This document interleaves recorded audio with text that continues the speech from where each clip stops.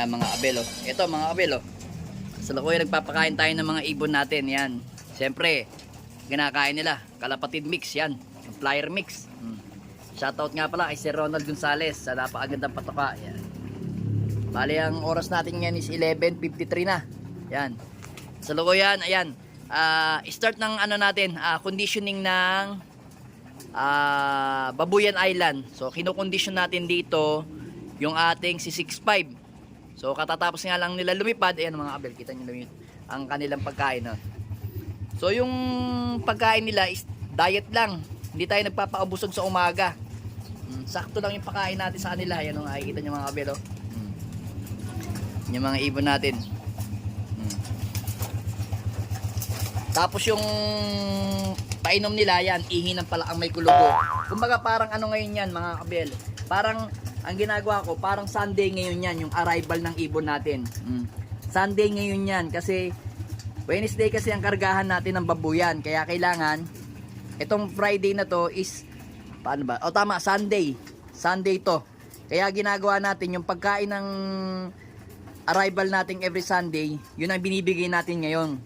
Friday mga kabel oh. Para maging ito si 65 oh. Ayan, oh. Ayos lang yan kahit hindi masyado makatuka siya. Importante hindi siya tataba ng husto. Kumbaga sakto lang. Kanina kasi doon siya tumutuka eh. Yan oh. Yan mga kabel, teka lang. Inayos ko na yun oh. Yan, nakakain na siya dyan oh. Yan. Hinahayaan ko silang burugan. Magbarasuhan o magpakpaan dito kasi kailangan nila yan eh. Para pagdating nila sa truck, matitibay sila. Hindi sila yung mga pa-baby. Kasi merong mga ibon na ayaw ng siksikan. Kulang pa nga oh. Konti lang kasi binigay ko eh. Oh. Sakto lang yan. Hindi ako magbibigay ngayon ng marami. Mamayang hapon ako magbibigay. Dadagdagan ko yung pagkain nila ng hapon mga kabel. Kasi binibigay lang natin dyan 16 na cup ng yung alam nyo sa pambata. Lagi kong pinakikita. Ganun lang yung pinakakain ko sa mga kalapati ko o sa mga ibon ko kasi ayoko ng heavy feeds. Kasi yan ang nangyayari sa kanila. Bibigat yung mga ibon natin pagka ganyan. So ngayon, eto gagawin ko mga kabel. Papakita ko lang sa inyo no? Ipapaalam ko lang sa inyo. Siyempre ngayon is Friday. Pero para sa atin is Sunday ito yung arrival. Kasi 1 week conditioning na gagawin natin para sa Babuyan Island. Para ay 6'5", yun 6'5" sa taas. So ngayon, ang binigay kong feeds is regular feeds lang. Wala akong hinalo. Simula Wednesday hanggang Thursday until now. 3 araw na ako nagbibigay sa kanila ng plain na patuka. Hindi ako nagbibigay ng ng may halo. Bukas, Sabado, magiging Monday natin yon mga kabel. So, ganun ako mag-conditioning ng ibon ko. Pagka, kunyari, yan, babuyan o kaya takloban mga kabel. No? Ganun naman yung diskarte ng mga ibon natin o diskarte ng mga panser mga kabel. Tapos, mamaya, magbibigay tayo ng sa kanila mga kabel. Magbibigay ako kay 6'5" ng anong tawag dito? Ng high protein mga kabel yan. Magbibigay ako ng high protein sa ibon ko.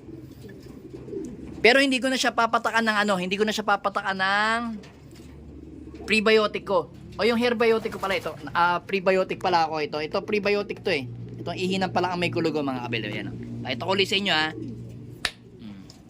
Ayan, prebiotic natin yan. Yan yung binibigay natin sa ibon natin.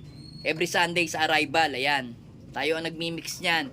Then, yung ibon natin na yon mamaya, siguro mga 1 oras lang, bibigyan ko siya ng high protein. So, syempre, alam nyo naman kung ano yung binibigay na high protein sa mga ibon. Marami naman kayong mase-search dyan na patuka. Yun ang binibigay natin sa mga ibon natin. Bibigay lang ako. Kung saan yung tinutukayan mga kabel, bibigay ko lang mamaya. Pero pwede rin ng sneaky mix. Pwede rin kayo magbigay ng sneaky mix ngayong kunyari arrival ngayon. Sneaky mix maganda. Dagdagan nyo ng sap para more on protein yung makakain ng ibon natin, mga kabel. Itong mga to, mamaya, yung ibang ibon natin dito, papakawalan naman natin. Ayan, lumalabo ata yung ating camera, oh. Nalabo yung camera natin. Ba't kaya nalabo to? Ayan. Nalabo yung camera natin pag hindi natin gamit yung phone ng asawa ko. Yan. So ngayon, tasok nga muna tayo. Yan. Para medyo maliwanag ang ating camera. So ayan mga kabel, kita nyo naman ang kondisyon ng ating ibon na si 6'5" at saka yung asawa niyan si Pastel.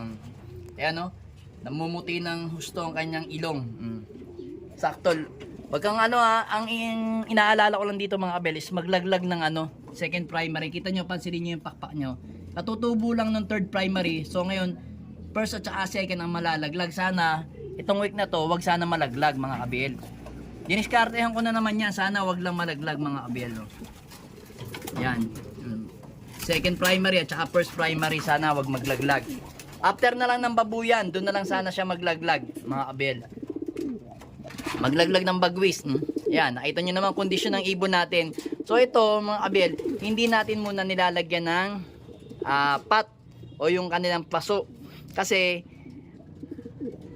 yun ang gagawin kong motivation sa ibon ko simula Sunday ng hapon hanggang Wednesday na yun. Diyan ko na siya ilalagay o lalagyan ko na ng pugad nila dyan dalawa.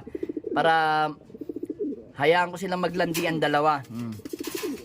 Pero ano yan mga kabel, hindi ko na sila yung ginagawa nung iba na pinaghihiwalay yung ibon. Ako hindi ko ginagawa na yon kasi total last lap na naman eh. Total kailangan. Kasi the more na pinagsasama nyo yung ibon sa isang pugad, the more na nakukondisyon lalo yung ibon. Mapapansin nyo naman yan. Pero pag ang ibon is naghahabol, yun.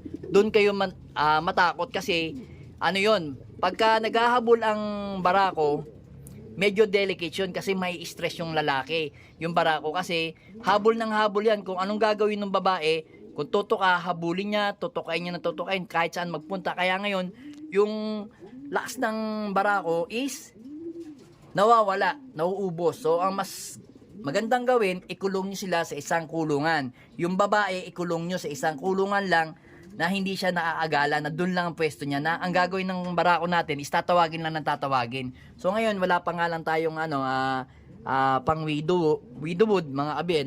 Pagka siguro pinalad tayo sa karera, itong loop natin na to o itong isang box perch natin na to, ang gagawin ko, ito tatanggalin ko, ang gagawin ko, dodoblehin ko na yan.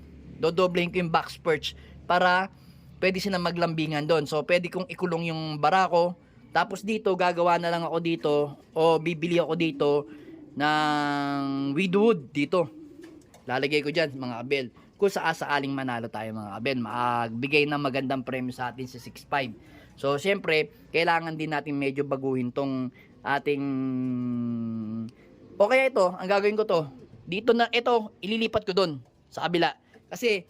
pagbaba kasi ng ibon galing dito, syempre kung medyo malapit na to dito sa trapdoor, medyo mauumpog sila. Ngayon ang gawin lang natin, ito ilipat natin doon. Yan. Medyo konti lang naman konting maliit pa isang dangkal ba to? Wala pa lang.